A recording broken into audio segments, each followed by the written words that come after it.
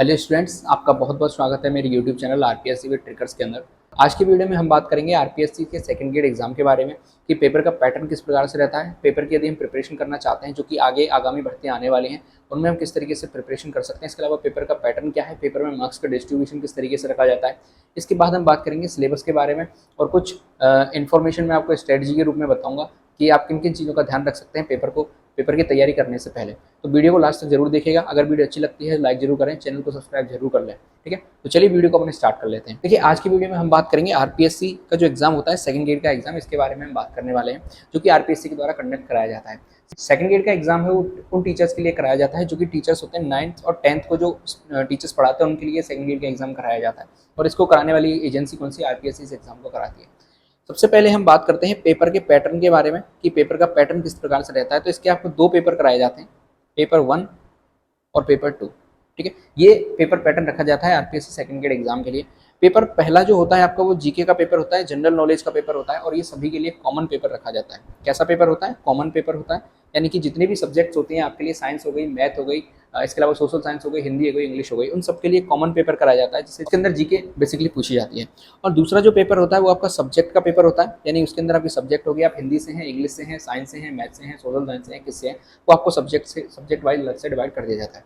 यदि हम जीके के पेपर की बात करें तो कॉमन पेपर होता है। ठीक है, और कॉमन पेपर है तो इसका मतलब ये नहीं कि सभी के लिए एक कॉमन पेपर आएगा। इसको अलग अलग ग्रुप्स के अंदर डिवाइड कर दिया जाता है, दो दो सब्जेक्ट के हिसाब से या फिर तीन तीन सब्जेक्ट्स के हिसाब से ग्रुप वाइज इनको कंडक्ट करा दिया जाता है सब्जेक्ट के हिसाब से। ये बात की बात है। ठीक है, चलिए पेपर पैटर्न की हमने बात कर ली। अब दूसरे नंबर पर हम बात करते हैं कि मार्क्स का डिस्ट्रीब्यूशन किस प्रकार से रखा जाता है, यानी कि दोनों पेपर मिला के कितने मार्क्स आपके बनते हैं। तो देखिए, फर्स्ट पेपर जो होता है जिसे जीके का पेपर अपन कह रहे हैं, ये आपको 200 मार्क्स का पेपर लिया जाता है आपसे। ठीक है, 200 मार्क्स आपके बनते हैं। तो 200 मार्क्स बनते हैं किस प्रकार से, 100 क्वेश्चन आपसे पूछे जाएंगे और पर क्वेश्चन आपका 2 नंबर का रखा जाएगा, 2 मार्क्स का रखा जाएगा। इस प्रकार से आपके 200 मार्क्स का ये पेपर यहाँ पे रख जाएगा। ठीक है, यदि हम बात करें नेगेटिव मार्किंग की, तो नेगेटिव मार्किंग यहाँ पे रखी गई है और नेगेटिव मार्किंग आपसे 1/3 की रखी जाती है, यानी 3 क्वेश्चन यदि आपके गलत होते हैं तो एक सही क्वेश्चन के मार्क्स आपके वहाँ से काट लिए जाएंगे। ठीक है, दूसरी बात करते हैं अपन सेकंड पेपर की। सेकंड पेपर जो, जैसा कि आपको पता है, सब्जेक्ट का पेपर होता है। तो सब्जेक्ट का पेपर है, इसके अंदर आपको 300 मार्क्स रखे जाते हैं, यानी 150 क्वेश्चन आपके आते हैं और 2 मार्क्स का एक क्वेश्चन आता है। तो इस प्रकार से आपके कितने हो गए, 300 मार्क्स यहाँ पे हो जाते हैं। ठीक है, इस प्रकार से टोटल आपके 500 मार्क्स बनते हैं सेकंड ग्रेड के एग्जाम में और जो फाइनल मेरिट बनती है वो 500 मार्क्स से बनती है। ठीक है, तो आपको सबसे पहले पेपर का पैटर्न पता चल गया, 2 पेपर होते हैं। दूसरा हमने मार्क्स के बारे में बात कर ली। अगली स्लाइड के अंदर हम बात करते हैं कि आपको जीके आपको पेपर है वो किस तरीके से तैयार करना है। पहला पेपर है, हम जीके के पेपर की यहाँ पे बात कर रहे हैं। ठीक है, जनरल नॉलेज का पेपर होता है, इसके बारे में हम यहाँ पे बात करेंगे। तो जैसा कि मैंने आपको बताया कि 100 क्वेश्चन आपसे पूछे जाएंगे और 200 मार्क्स के आपसे क्या लिए जाएंगे, यहाँ पे 200 मार्क्स बनेंगे आपके और 100 आपसे क्वेश्चन पूछे जाएंगे। जीके का पेपर है, 100 क्वेश्चन है और इसके अंदर आपका राजस्थान का जीके है, इंडिया का जीके है, इसके अलावा करंट अफेयर्स ऑफ राजस्थान है और कुछ साइकोलॉजी के क्वेश्चन आपसे पूछे जाते हैं। पहले होता था 2022 का जो एग्जाम हुआ, इससे पहले क्वेश्चंस हैं जो फिक्स रखे जाते थे कि इस पोर्शन से इतने क्वेश्चंस आपसे पूछे जाएंगे। लेकिन 2022 के अंदर पेपर का पैटर्न बिल्कुल ही चेंज कर दिया गया। पहले मैं आपको मेरे बारे में बता दूं कि आप मेरी बातें क्यों सुन रहे हैं, आखिर आपको क्यों मेरी बातें सुननी चाहिए। मैंने 2022 का जो एग्जाम है ये दिया था। ठीक है, और मैं बेसिकली किससे, साइंस सब्जेक्ट से बिलोंग करता हूँ और साइंस मेरी सब्जेक्ट है। 2022 के अंदर प्रोविजनल के अंदर मेरा सिलेक्शन हो चुका है। फाइनल रिजल्ट का भी हम यहाँ पे क्या कर रहे हैं, इंतजार कर रहे हैं। तो इसलिए मैं ये समझता हूँ कि मैं आपको आसानी से गाइड कर सकता हूँ, आपको बता सकता हूँ किस तरीके से आप पेपर का पैटर्न है उसको समझ सकते हैं, किस प्रकार से आप पेपर की तैयारी कर सकते हैं। सबसे पहले हम जीके के पेपर की बात कर रहे हैं। तो जीके के पेपर के अंदर मैं आपको बता दूं, जैसे आपको सबसे पहले दिया जाता है हमें राजस्थान का पोर्शन, उसके बाद हमें पता चलता है किसका, इंडिया का पोर्शन। ठीक है, ये 2 पार्ट्स हैं हमारे सामने और लास्ट में आ जाती है आपके सामने क्या, साइकोलॉजी। ये 3 पोर्शन बेसिकली इस 100 क्वेश्चन इन 3 पोर्शन के अंदर डिवाइड रहते हैं। यदि राजस्थान की बात करते हैं तो राजस्थान की आपसे हिस्ट्री पूछी जाती है। ठीक है, दूसरे नंबर पर आपसे इसकी पॉलिटी पूछी जाती है। ठीक है, और तीसरे नंबर पर आपसे इसकी क्या पूछी जाती है, आर्ट एंड कल्चर पूछी जाती है। और फोर्थ नंबर पे आपसे इसकी जियोग्राफी पूछी जाएगी और फिर आपसे क्या पूछे जाएंगे, करंट अफेयर्स पूछे जाएंगे। तो राजस्थान की जो जीके है, राजस्थान की जो जनरल नॉलेज है, 5 पार्ट्स के अंदर डिवाइड रहती है। राजस्थान की हिस्ट्री आपसे पूछी जाती है, पॉलिटी पूछी जाती है, आर्ट एंड कल्चर पूछी जाती है, ज्योग्राफी और करंट अफेयर्स। और ज्योग्राफी के अंदर ही आपसे क्या पूछ लिया जाता है, इकोनॉमिक्स के 2-4 क्वेश्चन करंट से रिलेटेड करके उनको पूछ लिया जाता है। ठीक है, इंडिया की बात करते हैं तो देखिए, इंडिया की हिस्ट्री बिल्कुल हमारे सिलेबस में नहीं है। सिलेबस की जब हम बात करेंगे तो मैं बताऊंगा, बिल्कुल पिन पॉइंट सिलेबस है इसका। जो टॉपिक्स दिए गए हैं सिर्फ उन्हीं टॉपिक्स को आपको पढ़ना है, इसके अलावा कुछ भी आपको नहीं पढ़ना है, ये मैं आपको क्लियरली बता रहा हूँ। इंडिया की बात करते हैं तो इंडिया की हिस्ट्री बिल्कुल हमें नहीं दी गई है। इंडिया की ज्योग्राफी हमसे पूछी जाती है, इसके अलावा इंडिया की पॉलिटी हमसे पूछी जाती है जो कि बहुत इंपॉर्टेंट रोल प्ले करती है। इसके अलावा इंडिया की इकोनॉमी बाकायदा सिलेबस के अंदर मेंशन है और उसके टॉपिक्स भी मेंशन किए गए हैं। इन टॉपिक से आपसे क्वेश्चन पूछे जाएंगे। इंडिया की आर्ट एंड कल्चर आपसे नहीं पूछी जाएगी, इंडिया का करंट अफेयर आपसे नहीं पूछा जाएगा। साइकोलॉजी आपसे पूछी जाएगी, इसके अंदर 6 से 7 यूनिट है, जो कि आपने अगर रीट की तैयारी पहले करी हुई है या फिर आपने बीएड भी की हुई है तो मैं ये मानता हूँ कि आपके जो बेसिक्स हैं वो जरूर से क्लियर होंगे। आपको सिर्फ क्लासेस लेनी है, वहाँ कहाँ से पढ़ना है और कहाँ से प्रैक्टिस करनी है वो मैं आपको बता दूँगा। ठीक है, तो अब अपन थोड़ा सा सिलेबस के ऊपर बात कर लेते हैं कि सिलेबस किस प्रकार से रखा गया है। यहाँ पे आरपीएससी का ये सिलेबस है, आरपीएससी की साइट से आप इसे जाकर डाउनलोड कर लीजिए और पहली चीज़ आपको सिलेबस को प्रिंट आउट करा लेना है और जिस टॉपिक को आप पढ़ रहे हैं उस टॉपिक को सबसे पहले आपको इसके अंदर देखना है कि मुझे कौन सा टॉपिक आज पढ़ना है। हवा में बिल्कुल बातें नहीं करनी है आपको कि आप बैठ गए, आपने कुछ ले लिया, कुछ भी मन करा जो उठा लिया, पढ़ने लग गए, ऐसे नहीं करना है। बिल्कुल स्ट्रेटजी बना के पढ़ना है आपको। और दूसरी चीज़, सिलेबस को जरूर आपके टेबल पे जिस दिन से आपने तैयारी स्टार्ट किया उस दिन दोनों सब्जेक्ट का, यानी कि फर्स्ट पेपर जीके का और दूसरा पेपर आपके सब्जेक्ट का सिलेबस उस दिन टेबल पे होना चाहिए। अब हम बात करते हैं कि हमने तैयारी आज से ही स्टार्ट कर दी है लेकिन सिलेबस अभी आया नहीं है, तो आप इस पुराने सिलेबस को निकलवा के लाइए।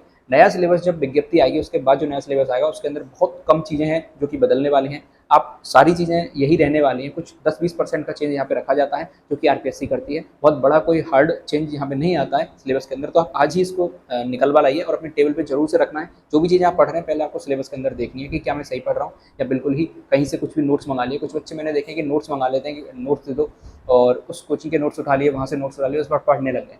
बिल्कुल ऐसे नहीं करना है। बहुत सारे आपको मैं आगे गाइड करता रहूँगा किस तरीके से आपको पढ़ाई करनी है। ठीक है, तो आरपीएससी की हम यहाँ पे बात कर रहे हैं और यहाँ से बिल्कुल ऑफिशियल ये सिलेबस है। अब दूसरी चीज़ यहाँ पे प्रॉब्लम आती है कि सिलेबस इंग्लिश के अंदर डाला हुआ है आरपीएससी ने, उसको हिंदी में किस तरीके से ट्रांसलेट करना है तो भी मैं आपको बता दूंगा हिंदी के अंदर किन किन चीज़ों का आपको ध्यान रखना है कि इसका हिंदी में मीनिंग क्या होता है। ठीक है, तो सिलेबस है ये सेकंड ईयर टीचर के लिए, सीनियर टीचर के लिए, और ये आपका पेपर फर्स्ट का सिलेबस है यानी जीके का सिलेबस है। सबसे पहले हम राजस्थान के पोर्शन की बात करते हैं कि वही यहाँ पे दिया गया है राजस्थान का पोर्शन किस तरीके से। तो राजस्थान की ज्योग्राफी है, राजस्थान की हिस्ट्री है, राजस्थान का कल्चर है और ये राजस्थान के पोर्शन यहाँ पे रखे गए हैं। सबसे पहले यहाँ पे ज्योग्राफी की बात हो रही है कि ज्योग्राफी किस तरीके से है। तो फिजिकल फीचर्स सबसे पहले ज्योग्राफी के पूछे जाते हैं। ठीक है, फिजिकल फीचर्स के अंदर यहाँ आपको भौतिक भूभागों के बारे में पढ़ाया जाता है कि राजस्थान की कौन कौन से भौतिक भूभाग हैं, किन किन भूभागों के अंदर जो राजस्थान है उसको डिवाइड रखा गया है। यहाँ पे एक बहुत इंपॉर्टेंट चीज़ आ जाती है कि अभी राजस्थान का जो है दोबारा से चेंज हुआ है, राजस्थान के जिले हैं, डिस्ट्रिक्ट हैं, वो चेंज हुए हैं, अलग से नए नए जिले बनाए गए हैं। तो मेरे हिसाब से यदि आप आज से तैयारी कर रहे हैं तो ज्योग्राफी का आपको थोड़ा सा होल्ड पे रखना चाहिए। अभी ज्योग्राफी को आपको नहीं पढ़ना चाहिए। ज्योग्राफी के अंदर जो भी चेंजेस हैं, सीमांकन दोबारा से हुआ है तो सारी चीज़ें जीके की फिर से चेंज हो गई और चेंज होने के बाद दोबारा बुक्स के अंदर वो मैटर आएगा। तो चीज़ें आपको थोड़ी सी राजस्थान की ज्योग्राफी को आपको अभी होल्ड पे रखना चाहिए। बाकी आर्ट एंड कल्चर और हिस्ट्री को आप पढ़ सकते हैं। आज से यदि आप तैयारी स्टार्ट करते हैं तो आपको हिस्ट्री से तैयारी जो है वो स्टार्ट कर देनी चाहिए। मैं यहाँ पे आपको चीज़ें बताने वाला हूँ। इसके अलावा यहाँ पे आपसे जलवायु पूछी जाएगी, यानी क्लाइमेट का मतलब होता है जलवायु। ड्रेनेज का मतलब है यहाँ से आपसे आबोहवा तंत्र पूछा जाएगा। वेजिटेशन का मतलब यहाँ से आपसे वनस्पति के बारे में पूछा जाएगा कि राजस्थान के अंदर कौन कौन सी वनस्पति पाई जाती है, किस जिले के अंदर कौन सी वनस्पति है। एग्रीकल्चर कृषि के बारे में पूछा जाएगा, फसलों के बारे में आपसे पूछा जाएगा। लाइव स्टॉक यानी पशुपालन के बारे में आपसे पूछा जाएगा और डेयरी डेवलपमेंट यानी डेयरी विकास के बारे में, जनसंख्या के बारे में आपसे पूछा जाएगा, वृद्धि और साक्षरता, लिंगानुपात, जनजाति और उद्योग और कुछ मेजर टूरिस्ट सेंटर यानी कि पर्यटन के बारे में यहाँ से पूछा जाता है। तो ये जो लास्ट के पोर्शन है आपके, जैसे कि आपकी जनसंख्या हो गई, इसके अलावा आपके जातीय जनजाति हो गई, इसके अलावा इंडस्ट्रीज और मेजर टूरिस्ट सेंटर हो गए, ये आपके इकोनॉमिक्स की चीज़ें हो जाती हैं और यहाँ से आपको इकोनॉमिक के अंदर करंट से रिलेटेड क्वेश्चन पूछे जाते हैं। पुरानी चीज़ों को बहुत कम पूछा जाता है, करंट से रिलेटेड चीज़ों को ज़्यादा यहाँ पे पूछा जाता है। तो इस वजह से करंट का जो वेटेज है थोड़ा सा बढ़ जाता है। तो ये राजस्थान की आपसे क्या हो गई, ज्योग्राफी के बारे में मैंने आपको बता दिया। फिलहाल आपको ज्योग्राफी को होल्ड पे रखना है। जब नई बुक्स मार्केट के अंदर आ जाएंगी, नई तरीके से ज्योग्राफी को पढ़ाया जाएगा तो आपको वहाँ पे पढ़ना चाहिए। ये मेरी पर्सनल सलाह है, मानना है तो मान सकते हैं। बाकी यदि आप पहले से तैयारी कर रहे हैं तो कोई प्रॉब्लम नहीं है, आपको बहुत ज़्यादा प्रॉब्लम नहीं आने वाली है। ठीक है, अब यहाँ पे बात करते हैं हम राजस्थान की। यहाँ पे हिस्ट्री आ गई है हमारे सामने। हिस्ट्री की हम यहाँ पे बात करते हैं तो ancient culture civilisation of Rajasthan, यानी कि अब देखिए हमारे सेकंड ग्रेड का सिलेबस बहुत ज़्यादा पिन पॉइंट सिलेबस है, बहुत क्लियरली यहाँ पे मेंशन किया हुआ है। तो वही टॉपिक्स आपको पढ़ने हैं। जैसे यहाँ पे मैं बात करा दूँ, यहाँ पे आपसे बात चल रही है सिविलाइजेशन की, यानी कि सभ्यताओं की यहाँ पे बात कर रही है। तो सभ्यता सिर्फ 4 ही हमारे सिलेबस के अंदर रखी गई है। कालीबंगा है, आहार है, गणेश्वर है और एक बैराट है। सिर्फ 4 सभ्यता रखी गई है। वैसे बात करें तो सभ्यताएं बहुत ज़्यादा है, लेकिन हमें सिर्फ और सिर्फ 4 सभ्यता पढ़नी है और इससे बाहर क्वेश्चन आपसे नहीं पूछा जाएगा। इन 4 सभ्यताओं से ही क्वेश्चन पूछा जाएगा। बहुत से बच्चे क्या करते हैं, जीके का उन्हें पता लगा कि जीके है, आरएस के नोट्स उठा लाएंगे, स्प्रिंग बोर्ड कोचिंग के नोट्स उठा लाएंगे, किसी कोचिंग के नोट्स यहाँ से ले लिए और सारी सभ्यताएं पढ़ने बैठ जाएंगे। बिल्कुल नहीं पढ़ना है आपको। ये 4 दी गई है, 4 के अलावा 5वीं सभ्यता आपको नहीं पढ़नी है इस सिलेबस के अकॉर्डिंग। ठीक है, 4 तो आपको पढ़नी है। यदि आगे चल के कोई सभ्यता इसके अंदर ऐड होती है तो उसको ऐड ऑन कर लीजिए, बाद में पढ़ लीजिएगा, कोई प्रॉब्लम यहाँ पे नहीं आने वाली है। अब देखिए दूसरा हम बात करते हैं इसी के अंदर हिस्ट्री ऑफ राजस्थान। तो 8 से 8वीं सेंचुरी के अंदर हमें सिर्फ चीज़ें जो पढ़नी है, गुर्जर प्रतिहार पूरा वंश, यहाँ पे गुर्जर प्रतिहार वंश पढ़ना है। इसके अलावा चौहान ऑफ अजमेर, अजमेर के चौहान पढ़ने हैं। और दिल्ली सल्तनत के साथ जो राजस्थान के राजाओं के जो संबंध थे उसमें मेवाड़ पढ़ना है, सिर्फ रणथंभौर पढ़ना है और जालौर पढ़ना है। इनके अलावा किसी भी राज्य के राजस्थान के किसी भी रियासत के दिल्ली सल्तनत के साथ क्या संबंध थे हमें बिल्कुल नहीं पढ़ने, इन 3 के अंदर ये हमें पढ़ने हैं। इसके अलावा राजस्थान और मुगल्स के आपस में क्या संबंध है, तो उसके अंदर जो राजा हैं, मेवाड़ के राजा हैं, कौन से राजा, बीकानेर के कौन से राजा हैं, सिर्फ इन्हीं राजाओं के बारे में पढ़ना है और इनके मुगल से क्या संबंध है उसके बारे में पढ़ना है। जैसे राणा सांगा के बारे में पढ़ना है, महाराणा प्रताप के बारे में पढ़ना है, आमेर के मान सिंह के बारे में पढ़ना है, चंद्रसेन के बारे में पढ़ना है, और राय सिंह बीकानेर के बारे में पढ़ना है, और मेवाड़ के राज सिंह के बारे में पढ़ना है। इसके अलावा किसी भी राजा के बारे में आपको पढ़ने की कोई ज़रूरत नहीं है, कहीं से भी बिल्कुल बाहर से क्वेश्चन नहीं पूछा जाएगा। पूरे के पूरे आप राजवंश पढ़ने ना बैठें। यदि आपको नॉलेज लेनी है तो आप ले सकते हैं कि एक बार यदि आपको ओवरव्यू लेना है कि मतलब कहाँ से कौन सा राजा किस प्रकार से बना है, वो आप एक बार देख सकते हैं। लेकिन रिवीजन के टाइम पे या फिर आपको जब चीज़ें समझनी है, क्वेश्चन आपको प्रैक्टिस करने हैं, तो इन चीज़ों पर ज़्यादा फोकस करना है। राणा सांगा, प्रताप, मान सिंह ऑफ आमेर, चंद्रसेन, राय सिंह बीकानेर, राज सिंह ऑफ मेवाड़, इन चीज़ों पर आपको ज़्यादा फोकस करना है।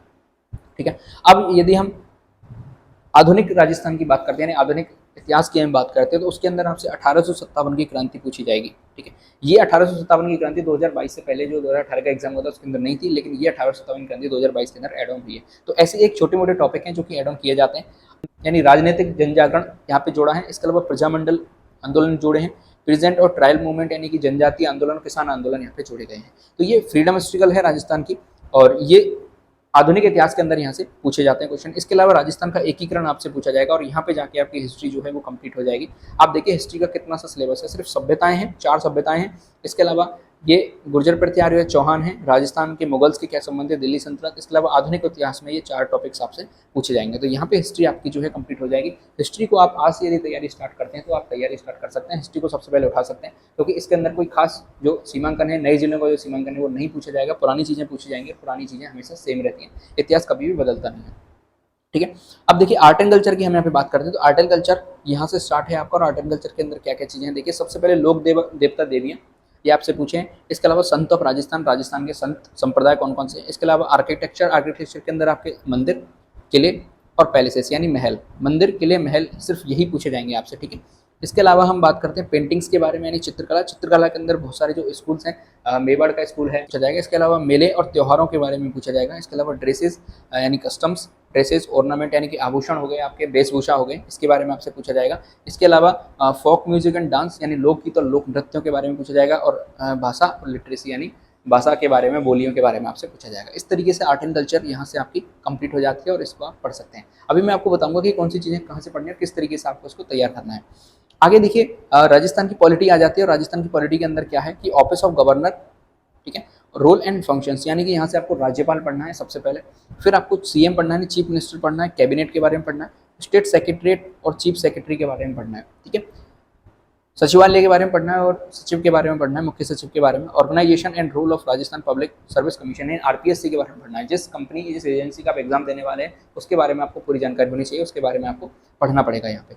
इसके अलावा ह्यूमन राइट्स कमीशन के बारे में आपको पढ़ना है, पंचायती राज के बारे में आपको पढ़ना है, और स्टेट लेजिस्लेटिव असेंबली यानी कि विधानसभा के बारे में आपको पढ़ना है। ये 2022 के अंदर ऐड हुआ है, 2018 वाले पेपर में ये नहीं था, ये नया टॉपिक यहाँ पे ऐड हुआ। अभी क्या क्या चीज़ें ऐड होने वाली हैं वो आप देखिएगा बाद में, पहले ये जो टॉपिक है आपको कंप्लीट करने हैं। तो इस तरीके से राजस्थान वाला पोर्शन आर्ट, हिस्ट्री हो गई, पॉलिटी हो गई, आर्ट एंड कल्चर हो गई और ज्योग्राफी हो गई। एक लास्ट का पोर्शन होता है करंट अफेयर्स ऑफ राजस्थान। इसके अंदर आपको पेपर जब आपका आता है उससे 6 महीने पहले की करंट्स आपको लगभग पता होनी चाहिए, 6 से 8 महीने की करंट आपको पता होनी चाहिए। अभी आप बिल्कुल भी करंट के ऊपर टाइम वेस्ट ना करें, अभी आपको जो पुराना पोर्शन पड़ा हुआ है पूरा उसको कंप्लीट करें, करंट के ऊपर बिल्कुल भी टाइम वेस्ट ना करें, ये मेरा आपसे कहना है, रिक्वेस्ट है। आप जिस तरीके से करें बता सकता हूँ मैं आपको। ठीक है। अब देखिए वर्ल्ड और इंडिया हमारे सामने आ जाती है। ठीक है। वर्ल्ड और इंडिया की हम बात करते हैं तो वर्ल्ड की ज्योग्राफी भी इसके अंदर है, और जिसके अंदर आपसे महाद्वीप पूछे जाएंगे, महासागर पूछे जाएंगे, और इसके अलावा जो वैश्विक पवन तंत्र है इसके बारे में पूछा जाएगा, कुछ पर्यावरण मुद्दे हैं उनके बारे में पूछा जाएगा, ग्लोबलाइजेशन एंड वैश्वीकरण के बारे में पूछा जाएगा, और जनसंख्या वितरण के बारे में आपसे पूछा जाएगा, और माइग्रेशन यानी कि प्रवास के बारे में पूछा जाएगा। तो ये जो टॉपिक है ये आपके वर्ल्ड ज्योग्राफी के टॉपिक है। ठीक है। जिसके अंदर आपके महाद्वीप, महासागर है, वैश्विक पवन तंत्र है, कुछ पर्यावरणीय मुद्दे हैं, ग्लोबलाइजेशन यानी वैश्वीकरण है, इसके अलावा पॉपुलेशन डिस्ट्रीब्यूशन यानी कि जनसंख्या का विस्तार किस प्रकार से है, जनसंख्या का डिस्ट्रीब्यूशन किस प्रकार से है, और इसके अलावा माइग्रेशन के बारे में आप यानी प्रवास के बारे में पूछा जाएगा। इसके अलावा इंडिया की ज्योग्राफी की हम बात करते हैं तो इंडिया की ज्योग्राफी के अंदर क्या क्या चीज़ें हैं देखिए। फिजिकल फीचर्स यानी इंडिया की आपको ज्योग्राफी पढ़नी है, वही भौतिक प्रदेश आपको पढ़ना है, मानसून सिस्टम आपको यहाँ पे पढ़ना है, ड्रेनेज यानी कि वही अपवाह तंत्र नदियों के बारे में आपको पढ़ना है, वेजिटेशन यानी वनस्पति के बारे में पढ़ना है, और एनर्जी रिसोर्सेज के बारे में आपको यहाँ पे पढ़ना है, यानी कि कौन कौन से ऐसे ऊर्जा के स्रोत हैं उनके बारे में आपको यहाँ पे पढ़ना होगा। इसके अलावा इंडिया की ज्योग्राफी के अंदर कुछ भी यहाँ पे नहीं पूछा जाएगा आपसे, ठीक है। ये 5 टॉपिक है इंडिया की ज्योग्राफी के अंदर, और ये कुछ ऊपर टॉपिक्स दिए गए हैं आपको वर्ल्ड की ज्योग्राफी के अंदर। तो यहाँ पे आपकी इंडिया और वर्ल्ड की ज्योग्राफी जो है वो कंप्लीट हो जाती है, ठीक है। इसके बाद हम बात करते हैं इंडिया की इकोनॉमी। इकोनॉमिक्स अलग से पोर्शन जोड़ा गया है। पहले इकोनॉमिक्स के कुछ टॉपिक्स को बिल्कुल हटा के कंप्लीटली इकोनॉमी को चेंज कर दिया गया है यहाँ पे। और इकोनॉमी की मैं आपको बता दूं, इकोनॉमी से कभी भी पुराने क्वेश्चन नहीं पूछ के करंट से रिलेटेड जो क्वेश्चन बनते हैं उनको पूछा जाता है। जैसे ग्रोथ एंड डेवलपमेंट आपसे पूछा जाएगा, विकास एंड वृद्धि किसके अंदर, एग्रीकल्चर के अंदर, कृषि के अंदर, उद्योगों के अंदर और सेवा क्षेत्र के अंदर क्या विकास हुआ है, क्या वृद्धि हुई है। और ये सीधी सी बात है, ये पूछे जाएंगे तो करंट से रिलेटेड करके ही आपसे पूछे जाएंगे। फॉरेन ट्रेड ऑफ इंडिया यानी कि वैश्विक व्यापार किस तरीके से चलता है, विदेशी व्यापार किस तरीके से चलता है, ट्रेंड्स क्या चल रहे हैं, और कंपोजिशन एंड डायरेक्शन किस प्रकार से विदेशी व्यापार काम करता है, इसका किस प्रकार से कंपोजिशन है और डायरेक्शन किस दिशा में विदेशी व्यापार हमारा चल रहा है, कौन से देश से हम किस प्रकार से विदेशी व्यापार करते हैं, आयात कितना हुआ है, किस देश से निर्यात कितना हुआ है, वर्तमान में कितना हुआ है, पिछले साल कितना हुआ है। तो ये करंट से रिलेट करके हमसे पूछे जाते हैं, और यही क्वेश्चन पिछले पेपर में पूछे गए थे 2022 के। आप पेपर उठा के देख लीजिएगा, ठीक है। चलिए, अब हमारे सामने यहाँ पे आ जाती है इंडिया की पॉलिटी। इंडिया की पॉलिटी के बारे में हम बात करते हैं तो पॉलिटी किस तरीके से है वो समझिए। कॉन्स्टिट्यूशनल हिस्ट्री के बारे में यहाँ पे बात की जाएगी, यानी संविधान का निर्माण किस तरीके से हुआ, संविधान का विकास किस तरीके से हुआ, और इंडिया के जो एक्ट हैं गवर्नमेंट ऑफ इंडिया के 1919 और 1935 ये स्पेशली दिए गए हैं, तो यानी इस पे आपको फोकस रखना है। इसके अलावा 1835 का है, और वो एक्ट यहाँ पे दिए गए हैं वो आपको इतने डीपली नहीं पढ़ने क्योंकि वहाँ से क्वेश्चन नहीं पूछा जाएगा। लेकिन 1919 और 1935 से 100% आपसे क्वेश्चन पूछा जाएगा, मैं स्पेशली सिलेबस के अंदर इनको मेंशन किया हुआ है, ठीक है। इसके अलावा बात करते हैं भारतीय संविधान में रोल ऑफ अम्बेडकर, यानी अम्बेडकर का क्या रोल था, अम्बेडकर के बारे में कंप्लीट आपको पढ़ना है। बेकिंग ऑफ कॉन्स्टिट्यूशन, किस तरीके से संविधान को तैयार किया गया। सैलिएंट फीचर्स यानी कि इसके क्या क्या इसकी विशेषता है, इनके बारे में हमें पता होना चाहिए।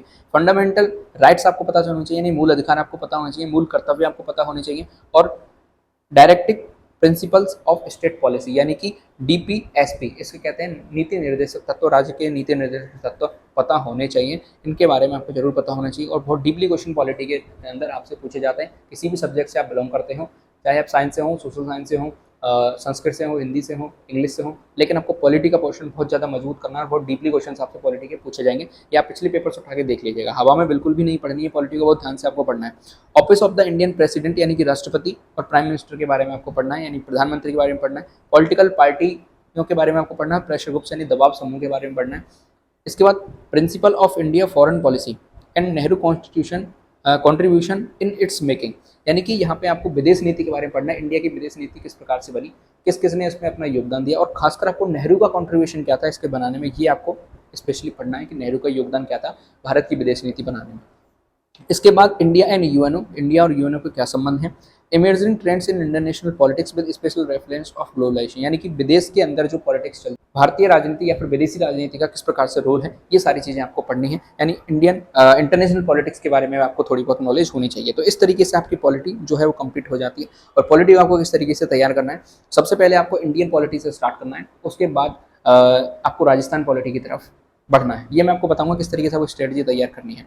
इसके बाद लास्ट पोर्शन बचता है हमारे सामने एजुकेशन साइकोलॉजी। साइकोलॉजी के अंदर बेसिक्स एजुकेशन की साइकोलॉजी है, डेवलपमेंट ऑफ लर्नर है, ठीक है, यानी कि अधिगमकर्ता का विकास है। इसके अलावा लर्निंग है, अधिगम के बारे में पढ़ना है, पर्सनैलिटी के बारे में पढ़ना है। इसके बाद इंटेलिजेंसी एंड क्रिएटिविटी, यानी कि आपकी बुद्धि के बारे में आपको पढ़ना है, क्रिएटिविटी के बारे में आपको पढ़ना है, ठीक है।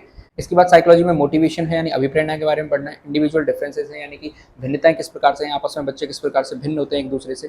इसके बाद concept and implications of in education of self concept, attitude, interest and habits, aptitude and social skills, यानी एटीट्यूड्स का, आपकी रुचियों का, आपकी आदतों का एजुकेशन के अंदर क्या रोल होता है, इसके बारे में आपको पढ़ना है। तो इस तरीके से आपका जो सिलेबस है वो मैंने आपको डिवाइड करके बता दिया। और अगली वीडियो के अंदर मैं आपको स्ट्रेटजी बताऊंगा कि कौन से क्वेश्चन को किस तरीके से आपको तैयार करना है और किस पार्ट में कौन सी बुक आपको लेनी चाहिए। बुक लिस्ट के बारे में हम अगली वीडियो में बात करने वाले हैं। यहाँ पे दोबारा यही दिया गया है कि 200 नंबर का आपका पेपर होगा और 2 घंटे आपको दिए जाएंगे, 100 क्वेश्चन आपसे पूछे जाएंगे। राजस्थान की हिस्ट्री, ज्योग्राफी, पॉलिटी, कल्चर आपसे पूछा जाएगा, करंट अफेयर पूछे जाएंगे, और जनरल नॉलेज ऑफ वर्ल्ड और इंडिया की ज्योग्राफी आपसे पूछी जाएगी, पॉलिटी पूछी जाएगी, और एजुकेशन साइकोलॉजी आपको पूछी जाएगी। 4 पोर्शन के अंदर आपका सिलेबस है वो डिवाइडेड है। और 1/3 की आपसे क्या रखी गई है, नेगेटिव मार्किंग रखी गई है। तो आज की वीडियो में सिर्फ इतना ही मैंने आपको सिलेबस डिस्कस करके बता दिया और पेपर का पैटर्न, सारी चीज़ें आपको बता दी। अगली वीडियो के अंदर हम स्ट्रेटजी आपको बताएंगे किस तरीके से आपको तैयार करनी है। बुक लिस्ट के बारे में बताऊंगा कौन कौन सी बुक्स आपको पढ़नी चाहिए। वीडियो अच्छी लगी है तो लाइक जरूर करें, चैनल को सब्सक्राइब जरूर कर लें। देश से प्यार करें, माता पिता से प्यार करें। जय हिंद।